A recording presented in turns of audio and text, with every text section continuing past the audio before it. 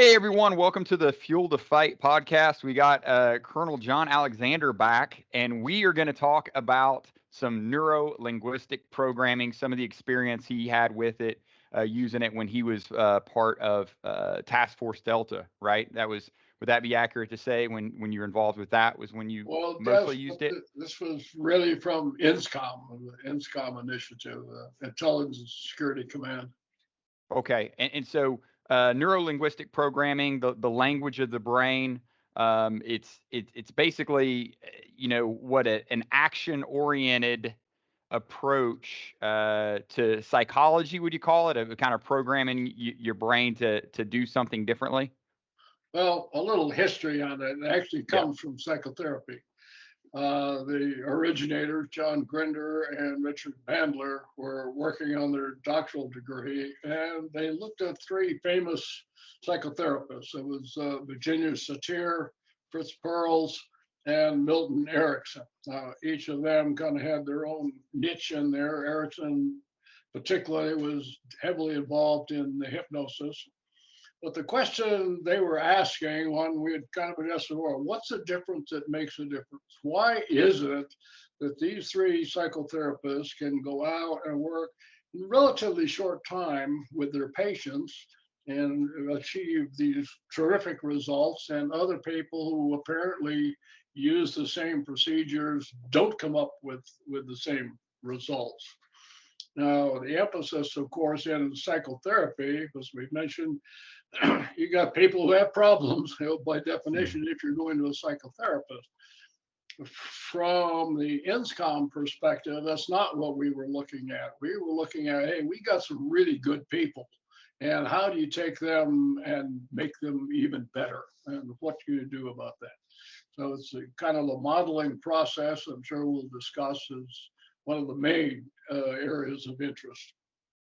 Right. So there's imagery training, I think modeling, mirroring, even all the way to inclinations. There's a lot of different kind of features that's part of the NLP practice. But for the military, you were specifically looking at modeling. Well, a couple of areas. Modeling was certainly one of them. We got to Hmm. come to how that was, because actually NLP was a model. Hmm. It was looking at these people and saying, what does each of them do that's critical? And it's what analysis of the critical path model, basically. What are the things that you have to do and do them sequentially and have the desired outcomes from that? And so that's what they were doing. Now, I think from a military perspective, yeah, modeling, what are the skills that are problematic for you now?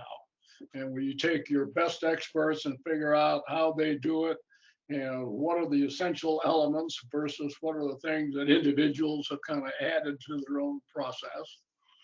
Another is behavioral modification therapy. We got people, some of them do have problems and doing it. They may not be the point where you're referring them to a psychotherapist, in the medical chain per se, but people where you may want to influence their behavior with young troops. I mean, we've all seen problems there. And others, what I would call state elicitation, and that is, one of the things we were working with people, you'd see them and you'd establish rapport. And that's one of the things you'll hear a lot about in NLP. And then how do you do that and then be able to quickly reestablish rapport, particularly when you're away from people for quite a while and come back and put in the anchoring, if you will. In the anchoring, that's isn't that like a physical habit or something associated with the behavior to kind of reinforce that? Right, right. What you do is you get them into, that's why it's called, the neuro linguistic, is Hmm. establishing these neural patterns. One of the quick tests, you can't quite demonstrate it here, but we used to do it. You take somebody and get them to elicit, what's the worst thing you ever heard or thought of in that? And then say maybe, pinch their thumb and that. and then go away and then come back and just pinch. And sure enough, those emotions return. And so that's a very simplistic answer. Now, I'll give you an example. My boss, who was Major General Bert Subelwein, had a technique. When he came into the room, he dominated it. He walked up to everybody and he would grab your hand and then grab you by the elbow. Now, he could do that, and then obviously you felt good when the commanding general is doing that to you.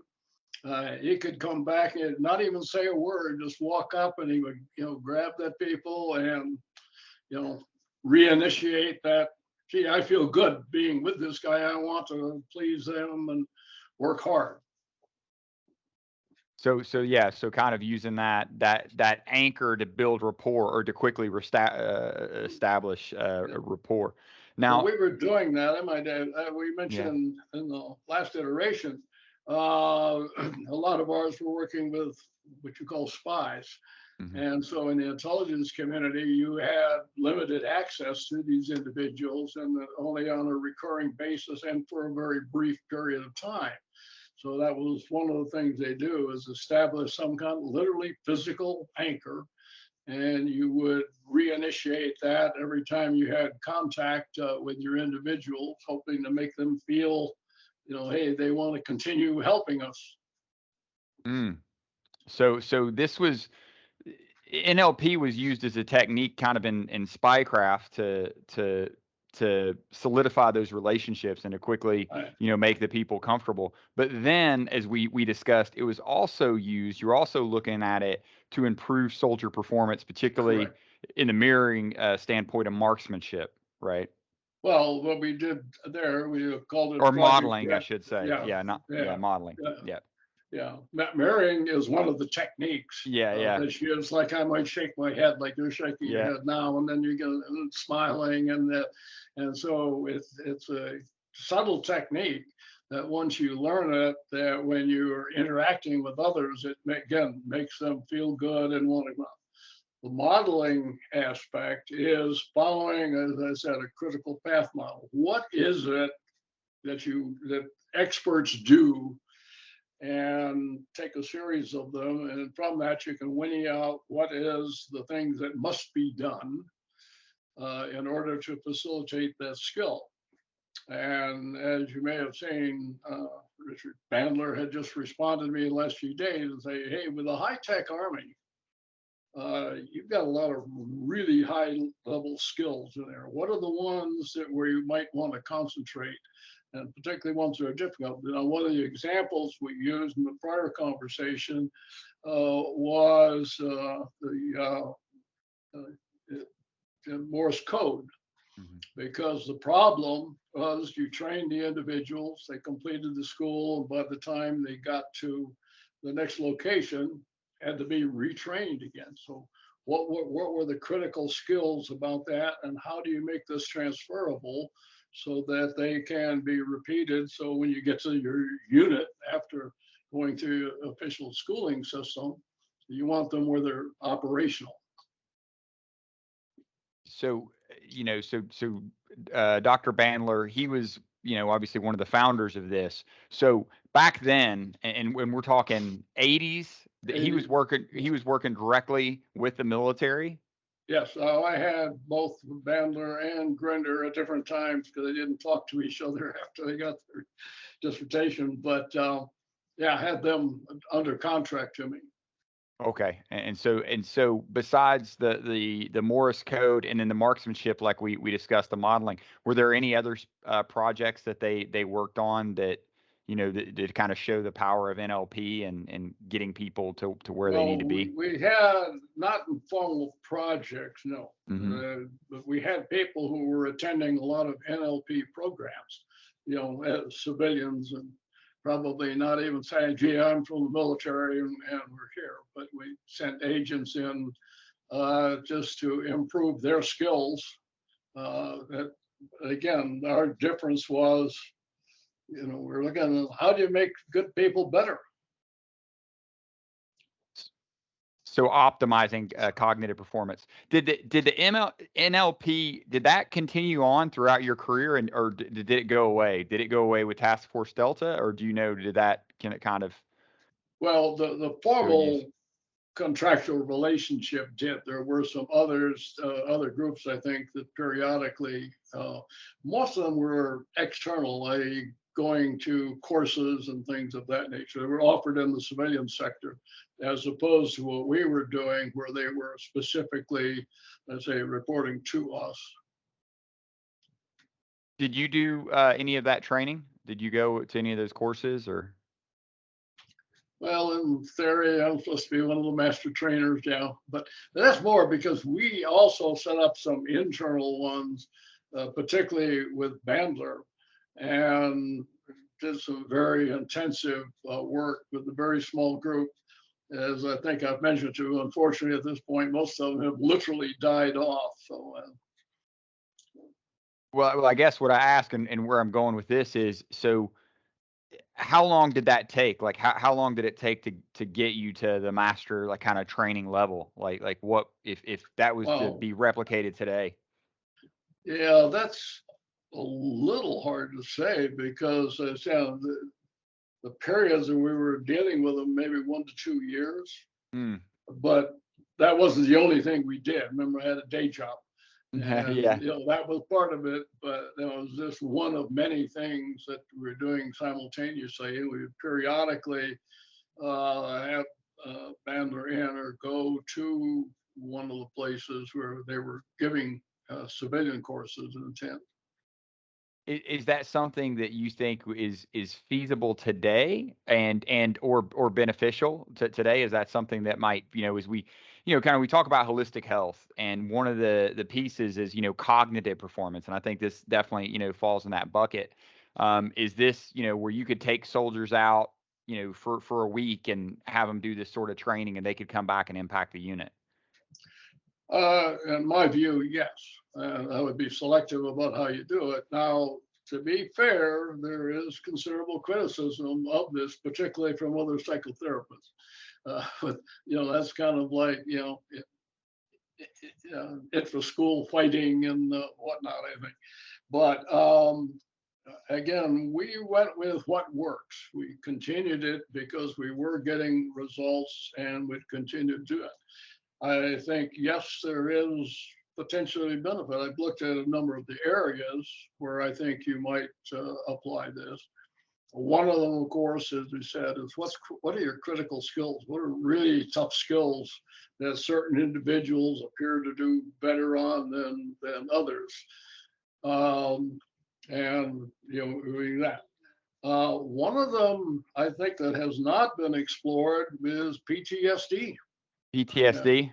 Yeah. yeah, because these individuals have been traumatized by certain things, and there are techniques you can go in. I think we're going to talk about this one of literally Right. changing history, and maybe mitigating, if not eliminating, some of the things that are the trigger mechanisms that are causing the agitation to the individual. All right. Get him. So yeah. So the NLP. So typically, it could optimize performance, but what you were talking about, in, like, with the post traumatic stress, it's also therapeutic, and so it could Yeah. be, with soldiers or somebody with trauma, could also be used in a clinical setting. Is that kind of where Uh, we left off? yes, we let's say we did some work with altering history. I have watched Bandler cure phobias in minutes. I mean, some of it's just really amazing. Bad news is you can also install phobias pretty quickly. So there are huge ethical issues once you learn some of these techniques. Mhm. So what you want to do is to anchor them in positive sorts of states, but try to mitigate. My view has been the global war on terror. We have no idea what the cost of that is, and I don't mean that in just dollars and cents. But we had folks who were in combat more than 3 times anybody in World War II.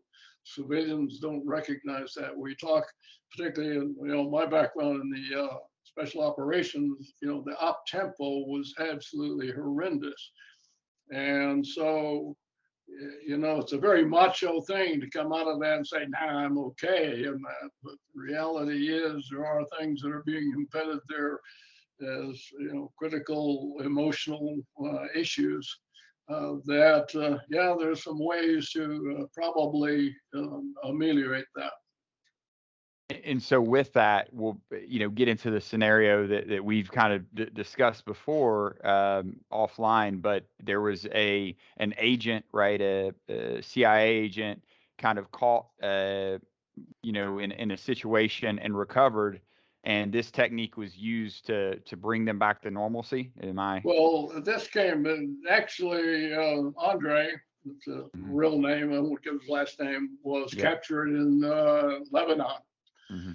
And he is the only agent that we were actually able to recover alive. And we said, "How'd that happen?" He says, "Well, the cavalry came over the hill at the last minute because it was about to be assassinated." So, but he was part of the working group with us. The group we're dealing with is multi-agency, and I had CIA and NSA and some from Navy as well. And we went to the pistol shooting just because everybody shot guns. So in Andre's case, that was kind of a serendipitous thing. Let's work with this guy. We got him here. And he went back and we did, again, elicitation of what happened, how did it go about, and him reliving it. And says one of the things that he says, it's all retrospect, he says, he had violated one of the tenants. He'd started taking the same route every day. And then he said, after he thought about it, he said, he noticed that certain people were standing in certain places and he didn't think much of it. Turns out that was the part of the crowd that snatched him. But what we were able to do and chose to is to take him and say, "Okay, we're going to change your history." And we got him, they were using the voice stress analyzer, but we were able to get him to the point where he could describe what happened that day, and getting captured was not one of them. The point here is that being kidnapped and set up for assassination is very emotionally intense. Yeah. So Yeah. to be able to take that as if it hadn't happened is pretty, but kind of an extreme example of the kinds of things that are possible.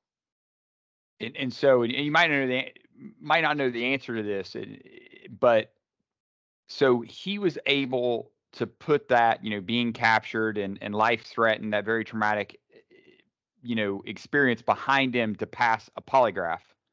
But do emotionally, was he still? I mean, did he still recognize that, or was it like it was completely Oh, like wiped from the hard drive? let's there's a difference between emotional and cognitive. Mm. I mean, his cognitive recollection, he knew that had happened. I might mention, one of the things we were worried about, we mentioned before, we were dealing with spies and we were worried about people who were coming out from behind the Iron Curtain and going back and forth. And we knew the KGB was picking up some of them. So you needed to know whether or not the person had been trained. So we brought them out, you did do polygraph. So we were working here, training our people in counter polygraph techniques. That's where this was going. Now the extreme case was him. Now, what we did is a very sophisticated technique that we used in opening up and changing that history. You had to give him a new history of things so he could account for what had happened during the period where he had been abducted, and be able to do it in a very convincing way. And you can't just go, take a chunk and here's a new chunk.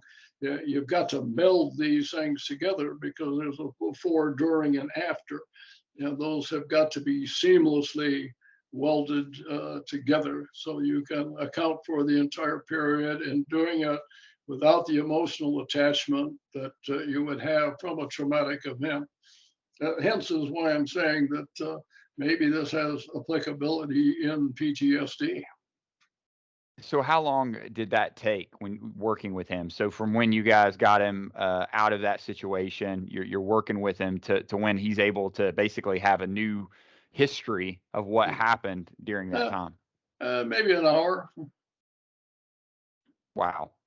Yeah, well, that was the main thing about all of these things that I mentioned before, having watched them work with phobias and do that in a period of 5 minutes or so. I mean, some of these things were very powerful.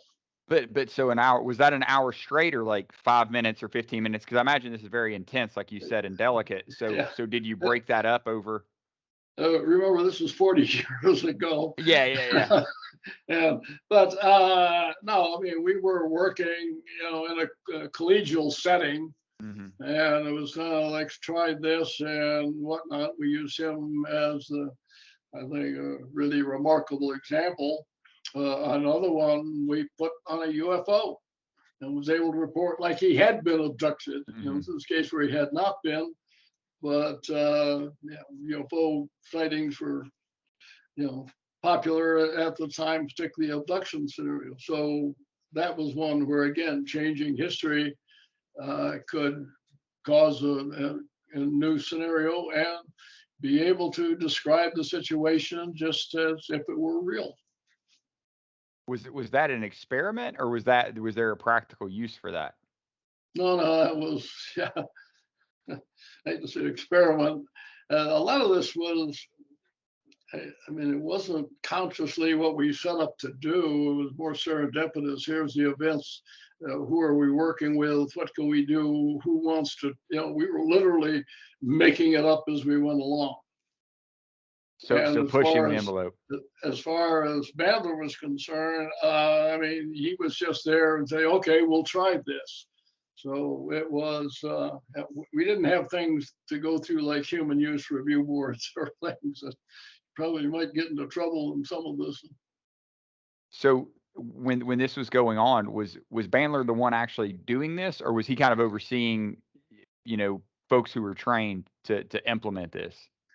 Well, he was there. It was a group effort, but he clearly, in my view, was the brains behind NLP.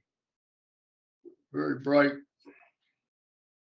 and adaptive. A lot of this was, understand, we were questioning what are the limits, and we were allowed to push out pretty far. We were looking for, as we mentioned in the last iteration, we had a broken army, and we were looking for what are the techniques where we can improve the overall system. And then how long did that go on? When did that stop? When to your knowledge, for you working with NLP? Well, I've maintained contact and still have contact with them, but But for the military, I guess from I the should say. military, Yeah. I'd have to check. It's 83, 84 time frame. And was there a reason? Was there an event, or did it just kind of fizzle out? Was there a The event was that the boss that I mentioned was forced into retirement. Okay. And so we lost the cover. I've talked to creativity, and my model of creativity that says you need three things, the guidon and the resources, but one of them is what I call angels, and that is the people who will fly cover, who are willing to, take these chances. And that can be very difficult in a risk aversive organization like the Army generally is. Right.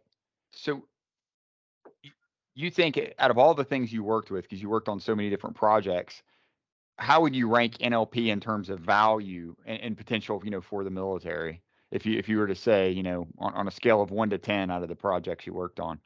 Well, that's really not fair because my last job was the director of advanced system concepts for the Army, the Yeah. laboratory command. So I had all the directed energy, tactical directed energy systems, and We'll take that off the table. We'll yeah, take that. Okay, that's fair. yeah. That's fair. So I had a lot of very high tech stuff. But from a practical standpoint, I would rank it very high. And it was interesting because later in 1987, when Max Thurman was the vice, and he had brought in the National Academy of Science and National Research Council to look at this range of kind of human performance things we were doing. Um, they were quite critical of many, but this is the one area where they said there probably is potential. Interesting. So that's the value. So really, NLP was probably of some value or showing some value. Even skeptics it kind of agreed with it versus the other program, but because all these programs kind of fell under General Stubblebine when he was forced out, the entire operation, they didn't look at piece by piece. It was in these areas, yes, and some of it was the guy who was going to become the Axie, or now did not like me very much. mm-hmm. I did meet him when he was Dernza, and I was in operating, was a colonel by this time, and an operational corset up at NSA and in NSOC, and came face to face, and it was clear he was not happy. He knew me and was not happy to see me on his turf.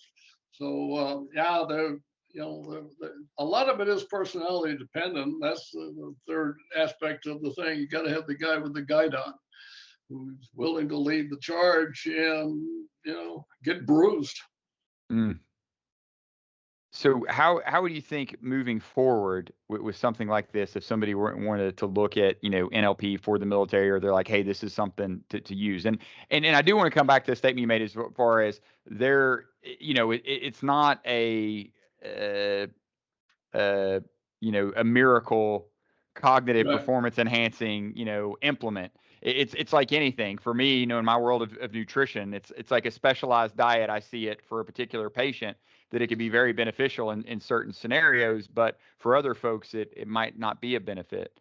So I do want to throw that out there. So I'm not saying that, but so to implement it back, especially when we're looking at kind of cognitive performance, how would you maybe recommend going about that? Well, what I would recommend is having a small group that's willing to get trained up, and at least to some degree, and bring in experts. I would look at specific skills that you want to have, excel at, or particularly ones that might be problematic at this time, but where you notice that you have certain people who seem to have innate skills and kind of not sure why. And that's what we did. I mentioned before the pistol shooting one, where we had the best pistol shooters in the world. And we're able to look at what is the critical path model, what are the things that are absolutely essential, and how can I train this and change the format. I mentioned before in the pistol shooting one that was totally innovative was, the model where nobody failed, that you started with success. And that was really, so you got to be willing to think about these things, quite differently, and ask questions. One of the questions is, for what purpose? Why are you doing it? As each step along the way, why do you do whatever it is that you're doing? That the critical one is, why do we start where you can't hit the damn target? And work until you do. And that's the answer was, that's the way we've always done it. Yeah, that's so much kind of for big institutions like the military. Yeah, I mean, I'm thinking for even things like maybe like a ranger school where you have a high attrition rate, for not for the physical components, obviously that's a different, but there's a lot of people that just quit. So would you look at maybe the people who don't quit, and what characteristics or psychological characteristics, and then would NLP maybe allow a way to program that into the type of folks who might quit? Well, what I would do is go actually to the Rangers. By the way, I'm a Ranger, I have affinity for that crowd. But you got some of these guys that are really super Rangers Right. and go out and say, okay, let's take 5 or 6 of them.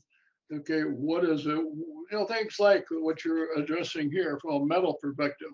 What's your mental technique? I went through, well, I went through school in '58, if you will Wow. give you something about length of time. But the point is, the stress, many of the stress factors are very similar, not identical now. But what do you do mentally? Where do you go? How do you protect yourself? Because you are hungry, you're tired, you're cold. What is it that gets you through that? And you might not just limit it. You look at the other organizations like SEALs who have a similar thing with very high attrition, exposed to elements.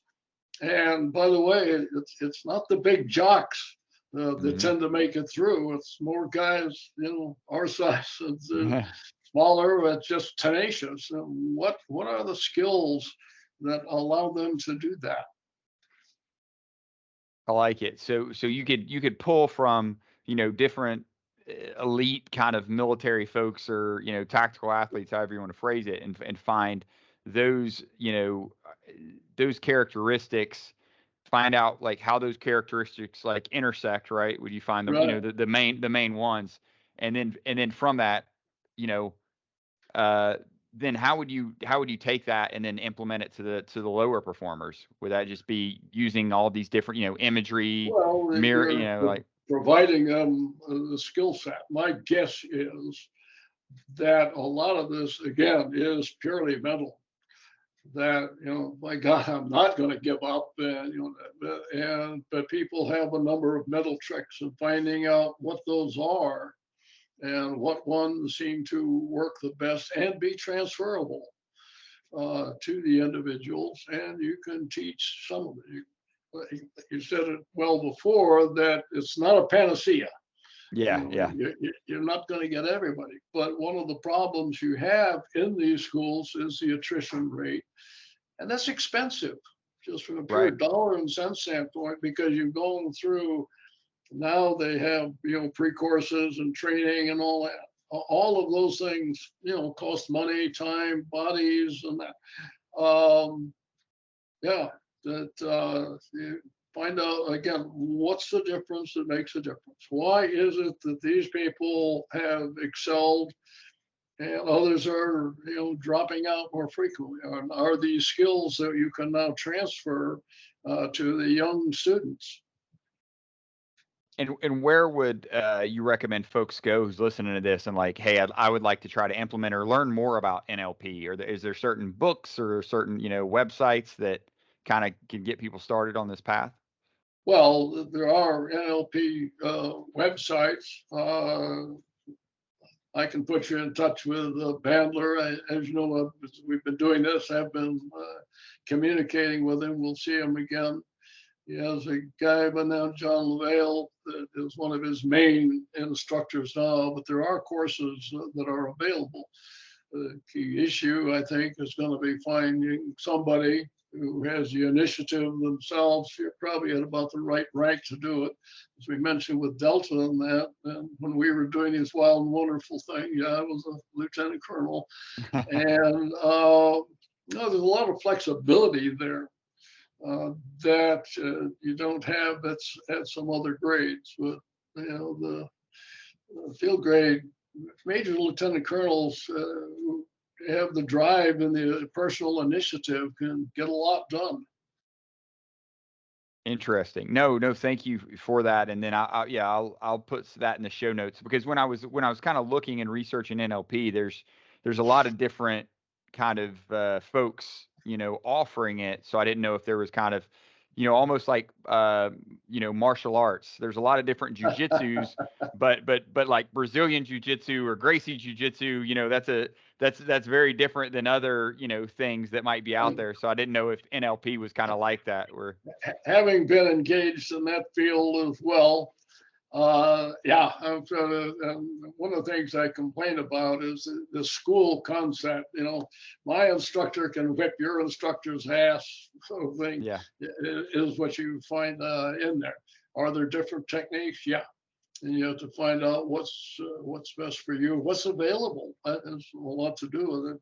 In your case, both time and funding and things of that nature. That because if you're going to go to these courses, you're not going to be doing something else. mm, So like I said, we were very fortunate at that time where we had the commanding general who really wanted to focus on these things. We had multiple agencies involved and willing to do that. But as I've said many times, we also had a day job. So a lot of this was in addition to very traditional sorts of things. You got to work around it. no, thank you for that. Yeah, it's something to think about. And I'll drop some of these, references kind of in the show notes.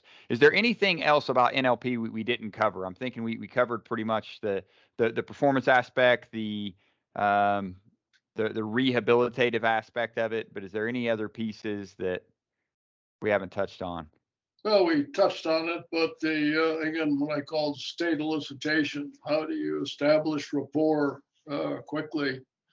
And it can be very beneficial just from a personal perspective across the board as well. Yeah, or working. I mean, I know with your experience in special operations, I imagine working with partners in those environments as well. Oh yeah. It was very good. Well, hey, John, thank you so much for your time. This has been great. I learn something new every time I talk to you. Hopefully the listeners are enjoying this as well.